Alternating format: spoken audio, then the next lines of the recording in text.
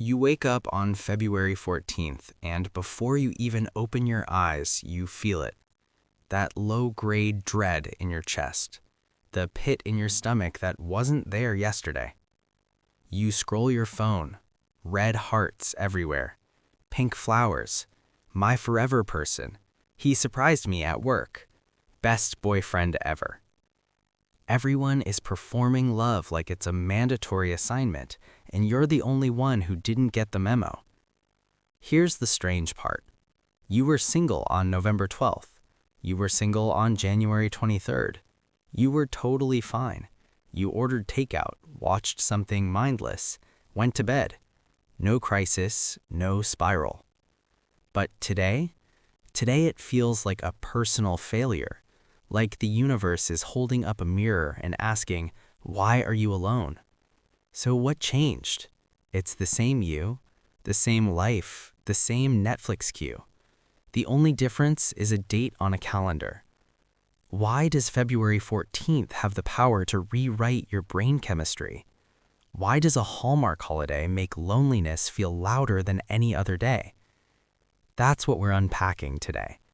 Not generic advice, not just love yourself. The actual psychology of why your brain betrays you on Valentine's Day, and what's really happening in there. Let's start with the thing your brain is actually good at, predicting the future. Your brain is a prediction machine. Every single day it's running simulations. Based on past data, here's what today will probably look like. And when reality matches the prediction, you feel fine, stable, regulated. But Valentine's Day breaks the machine. See, on a normal Tuesday, your brain predicts, I'll work, eat dinner, watch TV, sleep. Reality delivers exactly that. No prediction error, no problem.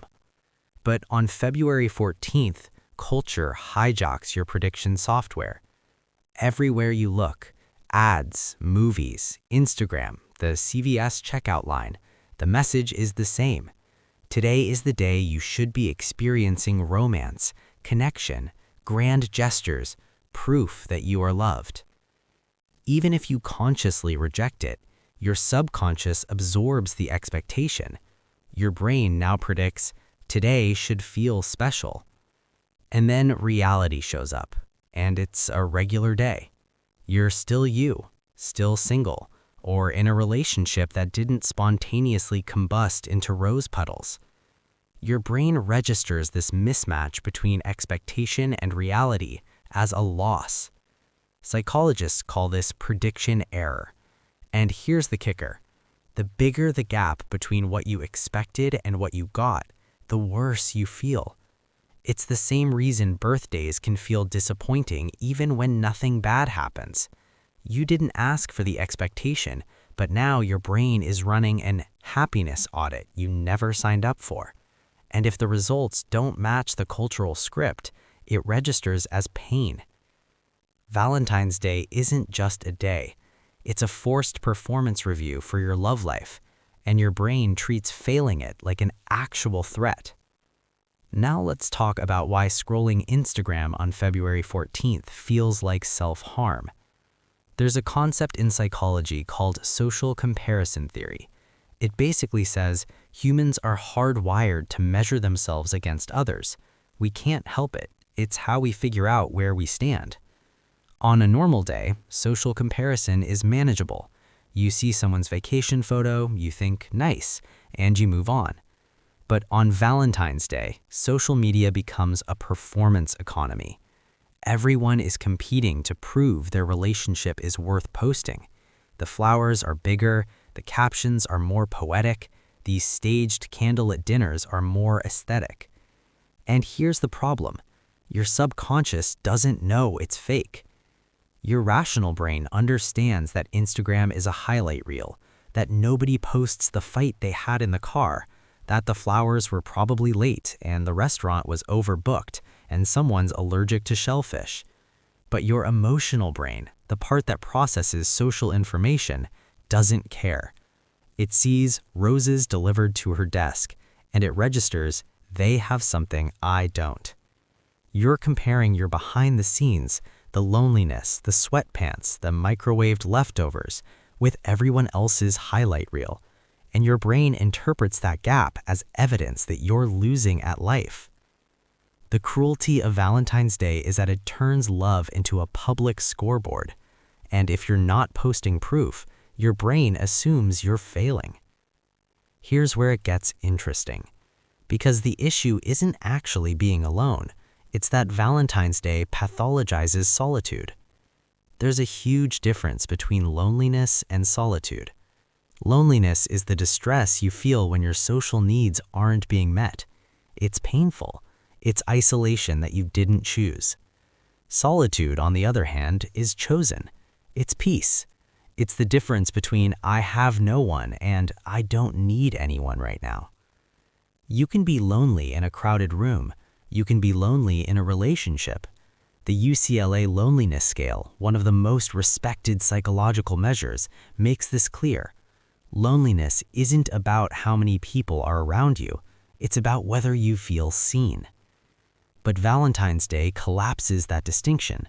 It doesn't care if you're happily alone. It doesn't care if you're in a relationship but feeling disconnected. It just asks one question: are you performing romance today? If the answer is no, the day frames you as broken, as lacking, as someone who couldn't secure the thing that everyone else has. It takes what could be peaceful solitude and reframes it as failure. And that's where the loneliness comes from. Not from being alone, but from feeling like being alone on this specific day means something is wrong with you. Let's talk about the main character pressure. This is the psychological phenomenon where you overestimate how much other people are paying attention to you. You think everyone's watching, judging, noticing. Valentine's Day amplifies this times 1,000. On a normal day, you can be a background character in your own life. You can exist quietly, run errands, stay home, be an NPC, a non-playable character, and that's totally fine. But on February 14th, there's this pressure to be the main character of a romance novel, the protagonist, the one who gets the grand gesture, the surprise trip, the public declaration of love. And if you're not, if you're just existing, your brain interprets that as losing the plot, as being irrelevant in your own story. It's the same anxiety people feel on their birthdays. I should be celebrating. I should be surrounded by people. I should feel special. And when the day is just a day, it feels like proof that you don't matter. Here's the thing though. Treating Valentine's Day like a normal Tuesday isn't avoidance. It's actually a psychological defense mechanism. It's emotional insurance. By refusing to buy into the hype, you're protecting yourself from the prediction error we talked about earlier. You're saying, this is just a Tuesday and I'm okay. Because you are. You really are. So here's what I want you to hear. You are not unlovable. You are not broken. You are not failing at life because February 14th feels hard. You are experiencing a glitch in your brain's expectation software, a prediction error, a cultural script that doesn't match your reality. And the worst part, the loneliness you feel on Valentine's Day isn't even about love. It's about performance. It's about the gap between what you're supposed to have and what you actually have. It's about social comparison with people who are also lying. The solution isn't to just love yourself or treat yourself to something nice. Those things are fine, but they don't address the root issue. The real solution is to opt out of the performance. There's a Japanese concept called hitori, the idea of solitude as a deliberate, fulfilling practice, not loneliness, not isolation, just the choice to be alone and find peace in it. Valentine's Day wants you to believe that being alone today is different than being alone any other day. It's not. It's the same you, the same life, the same capacity for joy and connection and meaning. The only difference is that today, capitalism and Instagram are trying to convince you otherwise. So if you wake up on February 14th and feel that pit in your stomach, acknowledge it. Understand where it's coming from. Your brain is doing what it's designed to do, react to expectation gaps and social comparison and cultural pressure. But you don't have to participate. You can say, "This is just a Tuesday, and I'm okay."